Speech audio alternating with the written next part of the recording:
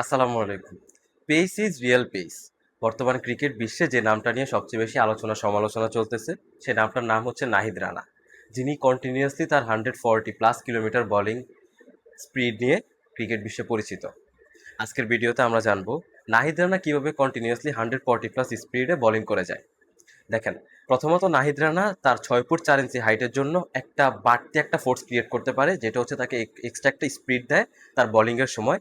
এটা তার বোলিংয়ের স্পিড বাড়ার জন্য সবচেয়ে গুরুত্বপূর্ণ ওয়েগুলোর একটা।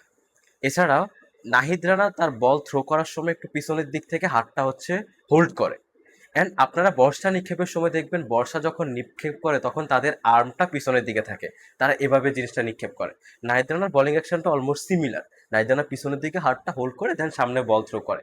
তার জন্য নাহিদ রানা বাড়তি একটা ডিস্টেন্স কাভার করে, যার জন্য নাহিদ রানা বাড়তি একটা স্পিড পায় বলটা থ্রো করার সময়।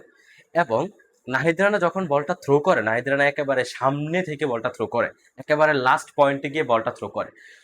একেবারে ক্রিজের একেবারে ক্লোজলি এসে বলটা যখন থ্রো করে, সেটা নাহিদ রানাকে বাড়তি একটা স্পিড দেয় তার বলে। এছাড়াও নাহিদ রানার বলে স্পিড পাওয়ার আরও একটা অন্যতম গুরুত্বপূর্ণ মাধ্যম হচ্ছে নাহিদ রানার সিম পজিশন।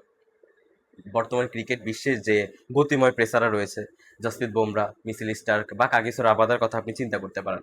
তারা যখন বল করে, বলগুলো যখন পড়ে, ব্যাটসম্যানের কাছে যাইতে যাইতে বলগুলোর স্পিড অনেকটা কমে যায়। যেমন ধরুন 140 কিলোমিটার পার আওয়ার গতিতে একটা বল, ওটা ব্যাটসম্যানের কাছে আস্তে আস্তে 128 বা 130 হয়ে যায়। কিন্তু নাহিদ রানা এমন একমাত্র প্লেয়ার যা হচ্ছে একেবারে পেসটা ব্যাটসম্যানের কাছে যায়। নাহিদ রানা যদি 140 কিলোমিটার পার আওয়ার গতিতে বল করে, ওই বলটা ব্যাটসম্যান পর্যন্ত পৌঁছাইতে পৌঁছাইতে 137 বা 38 কিলোমিটার পার আওয়ার গতিতে গিয়ে ব্যাটসম্যানের কাছে পৌঁছায়। অলমোস্ট একেবারে স্পিডটা ব্যাটসম্যানের কাছে যায়। কিভাবে এটা হয়? এটা মূলত নাহিদ রানার বলের সিম ল্যান্ডিং এর কারণে হয়। বলের যে সিম, নাহিদ রানা কন্টিনিউয়াসলি সিমে বলটা ল্যান্ড করাতে পারে, যেটা নাহিদ রানার বলের স্পিডের একটা অন্যতম গুরুত্বপূর্ণ কারণ।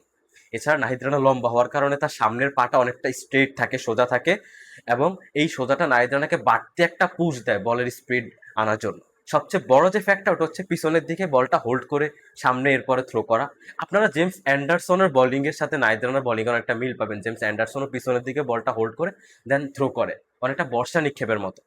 নাহিদ রানা সর্বশেষ 2টা ওডিআই সিরিজে বাংলাদেশের হয়ে ম্যান অফ দ্য সিরিজ নির্বাচিত হয়েছেন। সাথে 2 সিরিজে নাহিদ রানা 5 উইকেট নিয়েছেন, যথারীতি পাকিস্তান এবং নিউজিল্যান্ডের সাথে। এছাড়াও পিএসএল এর ফাইনালে নাহিদ রানা পেশোয়ার জালমির হয়ে 22 রানে 2 উইকেট নিয়েছেন, হয়েছেন super power of the match. Nahid Rana পাকিস্তানের বিপক্ষে প্রথম টেস্টে দুর্দান্ত বোলিং করে বাংলাদেশে স্মরণীয় একটা জয় এনে দেন। এপ্রিল মাসের আইসিসির সেরা খেলোয়াড় নির্বাচিত হয়েছেন নাহিদ রানা। সামনে অস্ট্রেলিয়ার বিপক্ষে টেস্ট সিরিজ অস্ট্রেলিয়ার মাটিতে। এখন দেখার বিষয় নাহিদ রানা তার এই স্পিড অস্ট্রেলিয়ার মাটিতে কিভাবে কাজে লাগাতে পারে। ততটুকু পর্যন্ত ওয়েট করুন, সুস্থ থাকুন।